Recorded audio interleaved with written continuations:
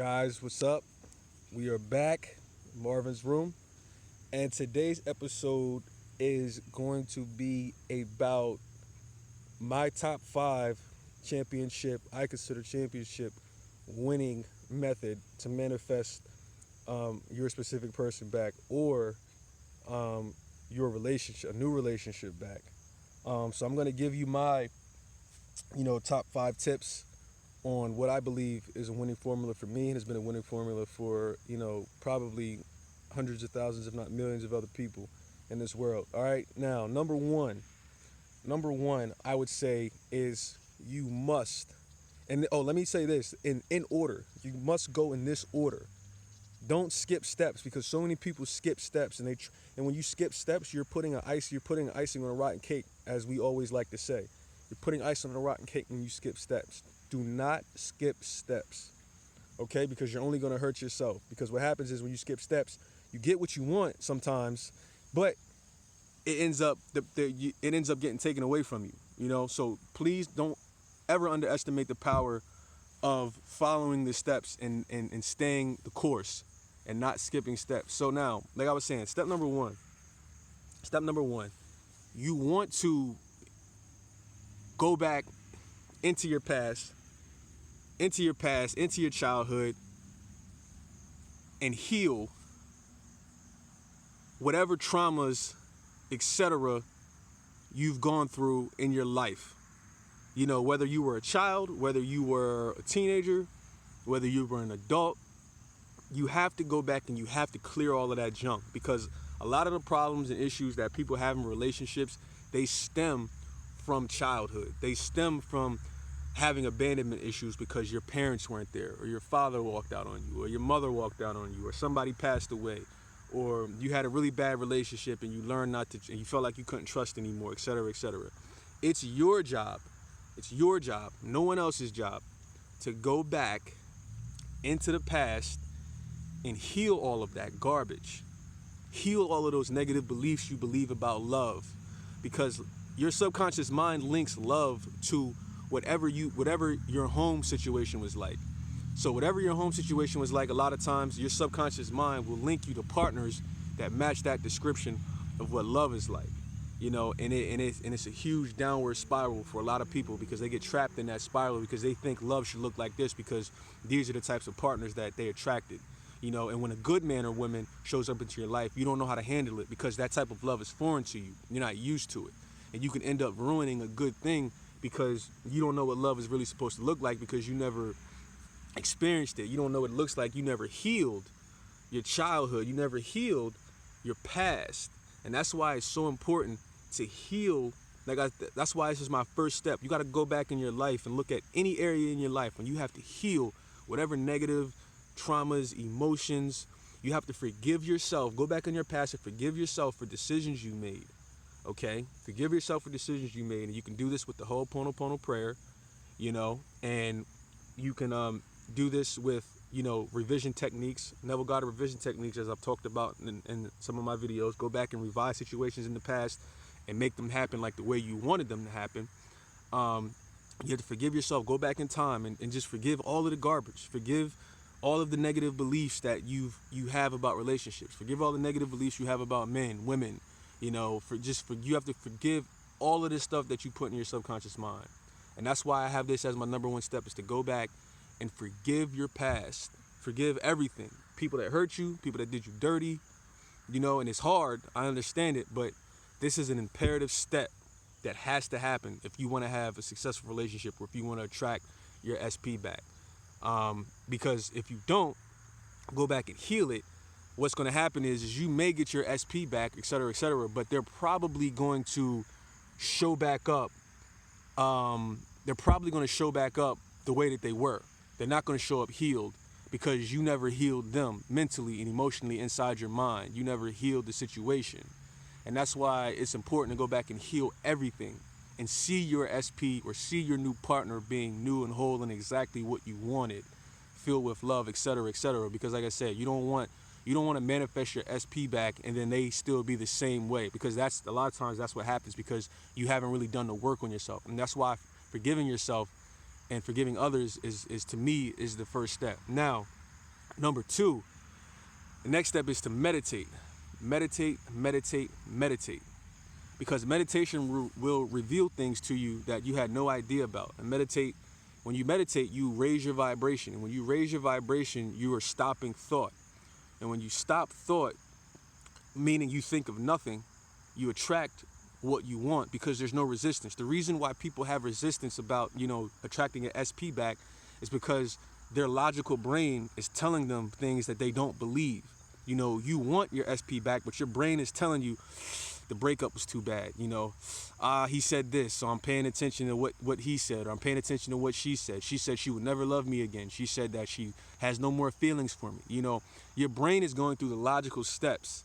And this is why meditation is so important, because it stops your brain from having these thoughts, and it allows you to be able to control your thinking, control your emotions, and all of that stuff, because you're stopping thought. When people don't understand the power of stopping thought and stopping those negative emotions from rising up, and the way you do this is by meditation.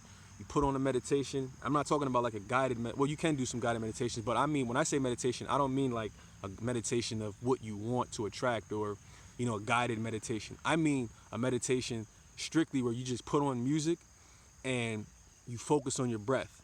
You close your eyes, you focus right here where your pineal gland is at.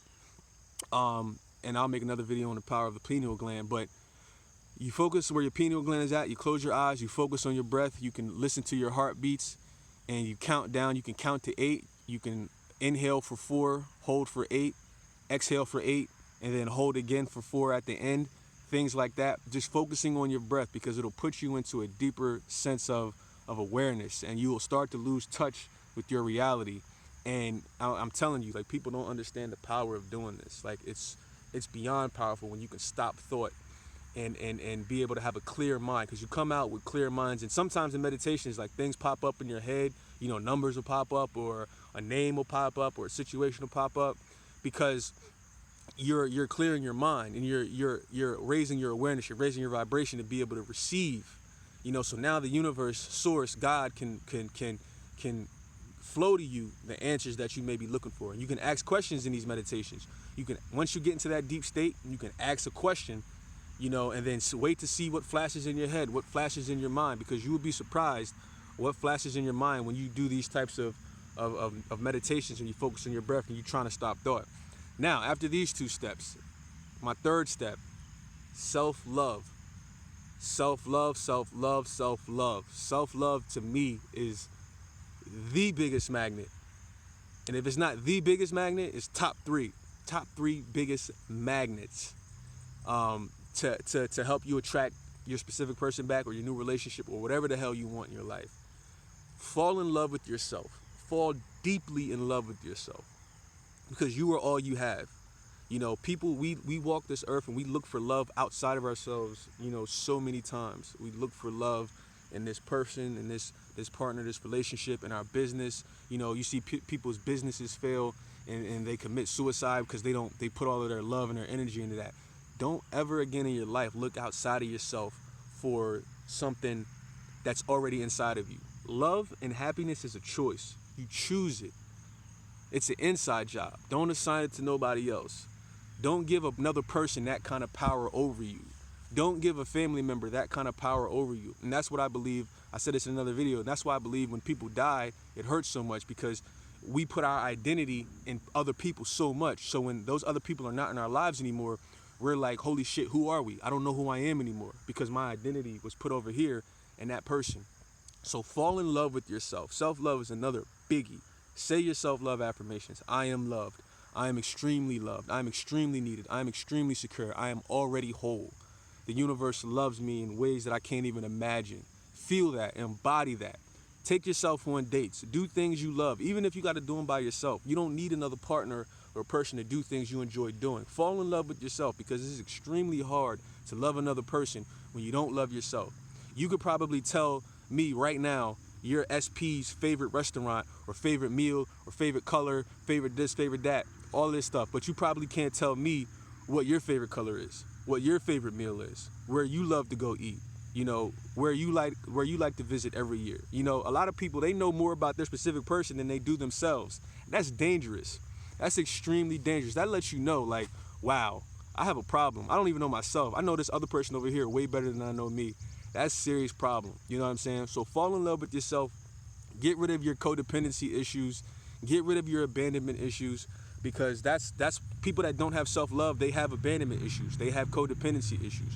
You know, because they don't have self-worth and self-love, and they didn't get it from a parent, most likely when they were growing up, or they were deeply hurt from their partner. They didn't get it from their partner and stuff like that. So it's extremely important to fall in love with yourself. Now, number 4, once you do all of these steps that I told you before, you're paving the way now. You know, you're paving the way, because now you can visualize. Now, step 4, which is, like I said, visualizations and affirmations. Now you can do all of that stuff because you've healed the other layers. It's kind of like baking a cake, and I'm trying to help you guys be able to put icing on a really fresh cake instead of putting icing on a rotten cake. You know, so now that you've gotten self-love, now you can start to do your visualizations, etc., etc. Because I hear so many people say that, you know, oh, my visualizations aren't working, or oh, this is not working. The reason it's not working a lot of times is because you have beliefs or traumas, etc., in the past that you haven't healed. So if your SP does something crazy to you and they leave you, you have abandonment issues from a past relationship. If you don't heal that, forgive that, your relationship you're with now, when that SP leaves you and you try to visualize yourself with them, you're probably not going to be able to, because you're still thinking about abandonment issues from a relationship you had 5 years ago, 10 years ago, you know. And so that's why a lot of times when people visualize, it's hard for them to visualize what they want, because they're thinking about how bad the situation currently is, or they're thinking about how bad the situation was similar. And so they're blocked. And that's why I put the steps, so to tell you guys, you got to get rid of the blockages of whatever it is that you're going through. Get rid of those blocks so that you can ultimately get what you want. And that's why this is step 4 for me, is because I don't want you guys to do, so many people skip steps 1 through 3 and they just try to go to visualizations and affirmations. And that, to me, that's 100% wrong. So skip that. So don't skip those 3 steps and just go right to that. Visualizations and affirmations come after you do those first 4 steps.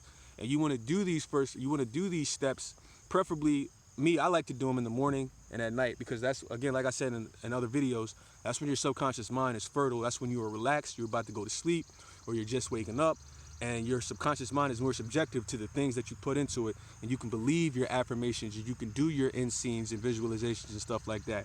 Now, my last step, one of the most important ones, let go. Let go, let go, let go. Let it go. Let it go. I never seen Frozen, but that song, I know that song was lit, and I know that song was super popular. But yo, let it go. Let it go. This is a step that so many people have a problem with, and this is a huge reason why most people never manifest what they want, is because they don't know how to let it go.